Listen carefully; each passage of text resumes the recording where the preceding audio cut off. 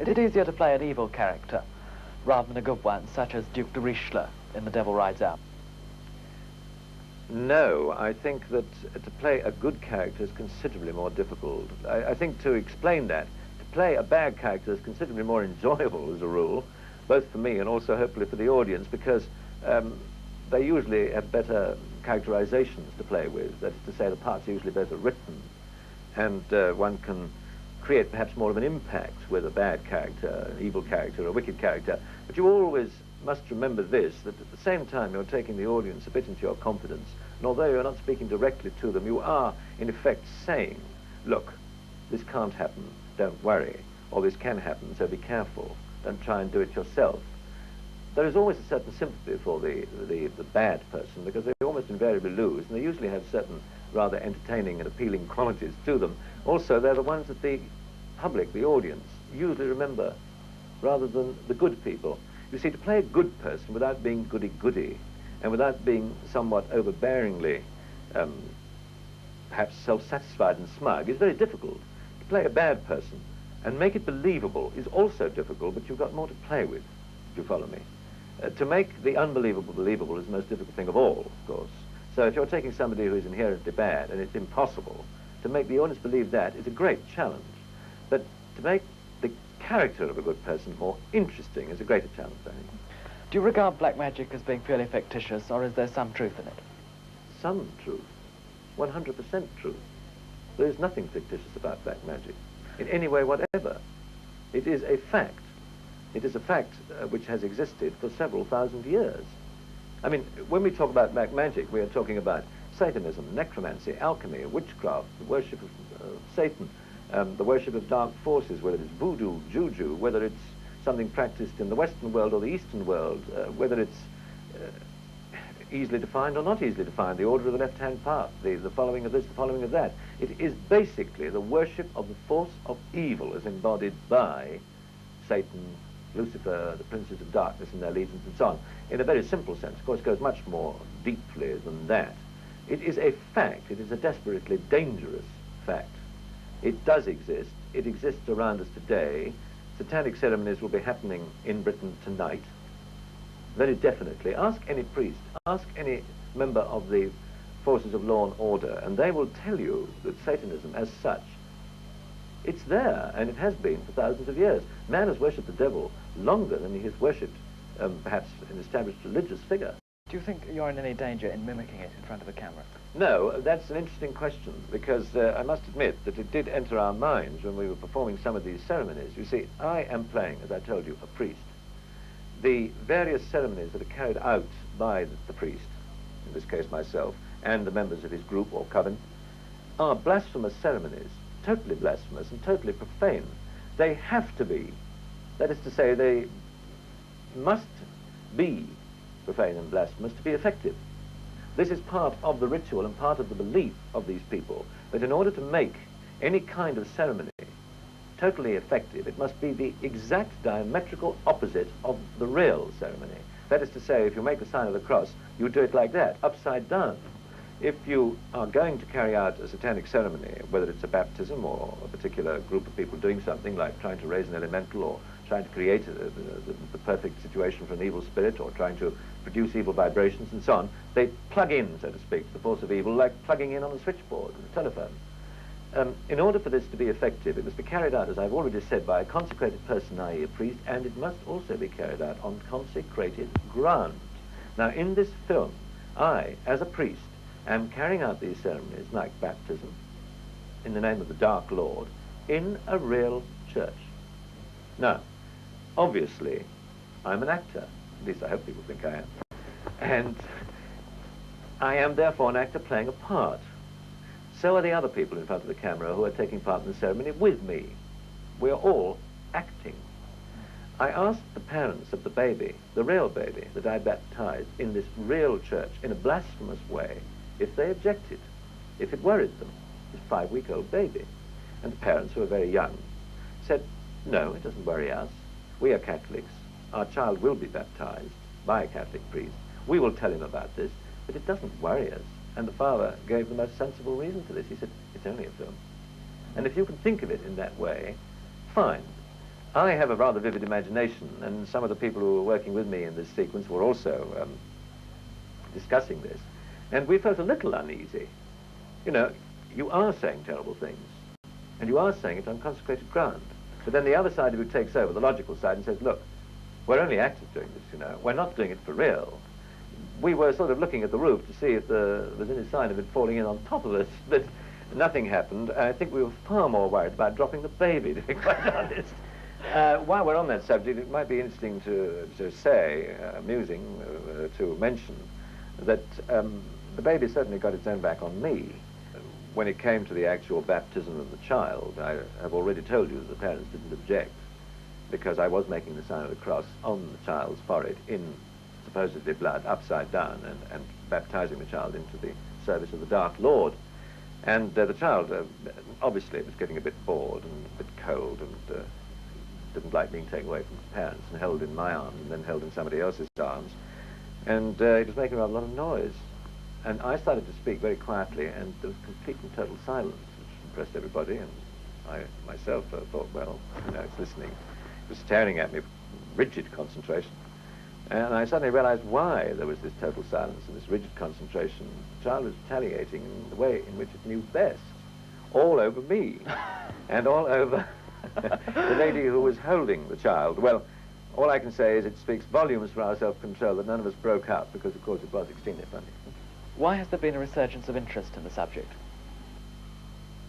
I honestly don't know. I've been asked this question all over the world. I've talked to people who are serious professional students of the occult. I've talked to a man who wrote a whole book about the occult in America called The Occult Explosion.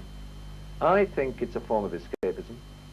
It's the fact that in this day and age we do live in a somewhat disagreeable world in many respects, as I don't have to even talk about. Everybody knows this is a fact. And people are constantly seeking for a way out, whether it's to gratify their own desires or whether it's to find a way out of their own loneliness, or whether it is looking for power or physical indulgence or whatever you like to call it. I think it's always this question of people looking for a road out, an exit, an escape, some form of safety valve which will help them to blow off steam. They don't realize how dangerous it is to get involved in this respect, because inevitably they start at a lower level, and then they get absolutely under the control of the bosses, because the bosses exist. They have the same ranks in the Church of Evil as they have in the good church. They do. They have ranks in the hierarchy of the priesthood, just as you have bishops and deacons and archbishops and cardinals and so on. You have various ranks and grades, like Magister Templi, the master of the temple, Ipsissimus, the sort of #1 top man. And this is not just occult writing for the sake of writing. This is a fact, and people really believe in this. As a matter of fact, there is a church in Los Angeles called the Church of Satan, which is run by a man called Anton Sandor LaVey, who has written 2 books. I'm not sure that he intended to be taken too seriously, otherwise, obviously, if it was true and complete Satanism, it wouldn't be permitted. But he sent me a copy of 2 of his books because he'd seen a picture I'd done with Sammy Davis Jr. in which I'd played the devil, a very sort of modern, up-to-date devil, Lucifer. The thing was called Poor Devil. The film was called Poor Devil. It's very amusing. It's a comedy. And he sent me a copy of one of these books, which was headed Regi Satanas, which means Satan is king, more or less. And he wrote underneath, to Christopher Lee, a fine actor and a perfect devil. And from Sandor LaVey. Well, I took that as a compliment. I don't think that's intended to be taken too seriously. That is all out in the open. But the real thing is something which I wouldn't be prepared to discuss. I have never attended a ceremony of this kind. I would not even begin to discuss what actually takes place during a Black Mass, because it is so appallingly blasphemous and so repulsive and so unbelievably foul. Not just a question of hundreds of years of ritual, but what actually happens, what people actually do, and what is done to the host, and what is done to the cup, and so on. Something I wouldn't be prepared to discuss in public. Enough people have written about it. Doris Carl Heisman's wrote about it. Dennis Wheatley has too, of course. How did you come to play the part of Scaramanga in the James Bond film The Man with the Golden Gun? Can I, just before we get into that, just make a point that, by the way, that what I've been discussing and what I've been telling you about all these terrible thing. It does not come from inside knowledge by any manner of means. I don't, as I said, have a private line of any kind which feeds me this sort of information. I know no more about it than anybody else who can read about it in the book. How did that happen? How did it happen that I came to play Scaramanga? Well, I was asked by the director and the producer if I'd like to play the part. It's as simple as that. I think it probably goes a little bit deeper. Ian Fleming was my cousin. There is a Scaramanga. I have met him. He is a Greek, and presumably, as he knew Ian Fleming, this is where Ian got the name. Many years ago, there was the possibility that I might have played Dr. No, who is a kind of mixture of Dr. Fu Manchu and anybody else you care to mention, really. It was rather interesting for me because the original Dr. No had contact lenses and steel hooks for hands. I've worn contact lenses in films, and in the hands of Orlak, I had steel hooks for hands. And the original Dr. No is 6'4" tall and made taller by his shoes, which make him appear to be about 6'8". And because I had done all the things on screen, in films, that Dr. No is described as doing, naturally I didn't get the part. That goes without saying. That is the logicality of the film business. How did I come to play Scaramanga? My good fortune is the answer to that. I didn't know that there was a Scaramanga at that time. There really was one, a man of that name. I assumed that Ian had found a very exotic name somewhere. And indeed it is a marvelous name.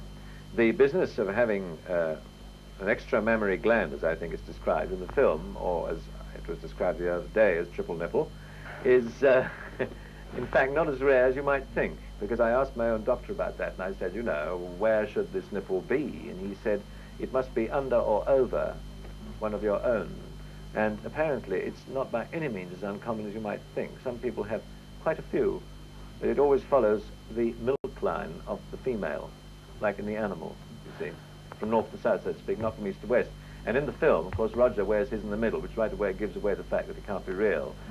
Now, how did I come to play it? Well, they wanted a man who had played a few strange and bizarre characters, and I certainly think I could come under that heading.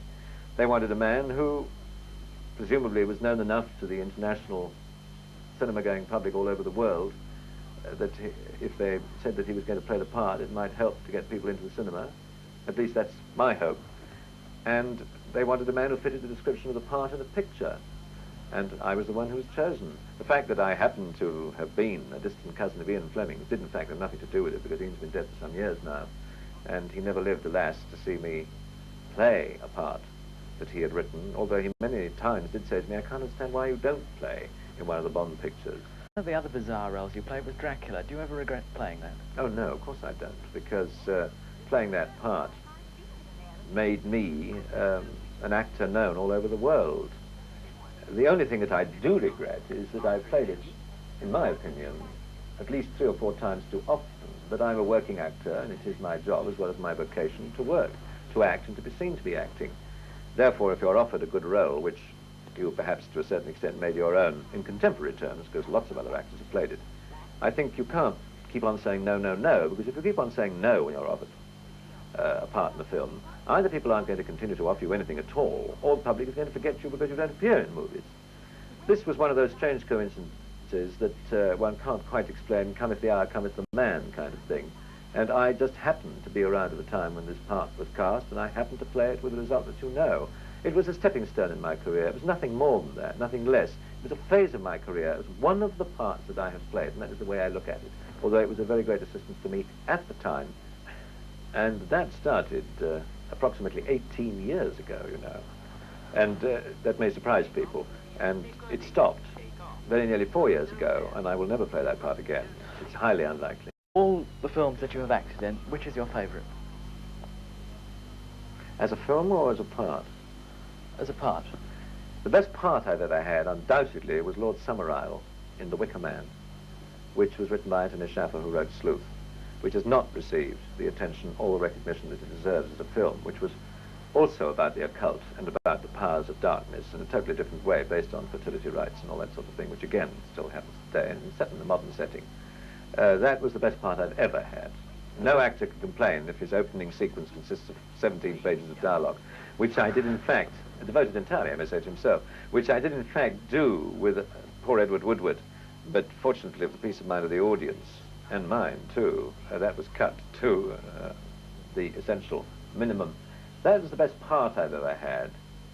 The best picture, I suppose, I've ever worked in was probably The Private Life of Sherlock Holmes, which was directed by Billy Wilder, the greatest director I've ever worked with. The most effective and worldwide acclaimed picture that I suppose I've ever worked in was The Three Musketeers, and indeed The Four Musketeers. But the most effective picture from my point of view as an actor, for what it did for me and what it is still doing for me, of course, was The Man with the Golden Gun. Christopher Lee, thank you very much indeed.